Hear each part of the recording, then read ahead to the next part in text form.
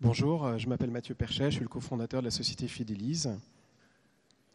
Il y a des pertes dans les réseaux électriques, des pertes qui interviennent à cause d'un phénomène physique naturel, en présence de moteurs, de certains types d'éclairage.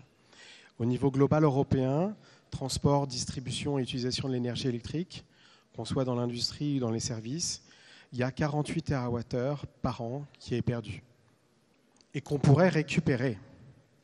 Ces 48 TWh, c'est l'équivalent de la production de 4 centrales nucléaires.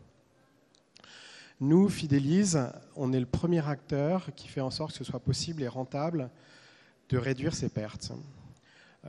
Comment est-ce que c'est possible? Eh bien, on capture la data à distance et de ce fait, on répond au problème de la détection des pertes dans les réseaux électriques qui prenait beaucoup de temps et qui était complexe. Cette activité qui consiste à déployer des condensateurs, on la rend simple et rentable. Par exemple, pour un industriel qui tire sur la puissance électrique, qui est limite de puissance à 240 kVA, on lui évite l'achat du transformateur, économie 70 000 €. Pour une société avec un niveau de puissance électrique faible, on lui permet d'allonger la durée de vie de ses biens d'équipement électrique. La chambre froide du supermarché, par exemple. Aujourd'hui, on a une approche data avec le 9e groupe agroalimentaire français qui pèse l'équivalent de la consommation de la ville de Lyon.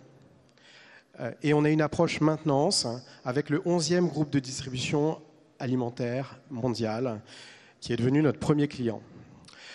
On développe une approche sur les territoires parce que réduire les pertes dans les réseaux électriques à grande échelle, c'est une alternative au renforcement du réseau électrique. Et donc, on développe une approche smart grid auprès des collectivités qui sont propriétaires du réseau électrique.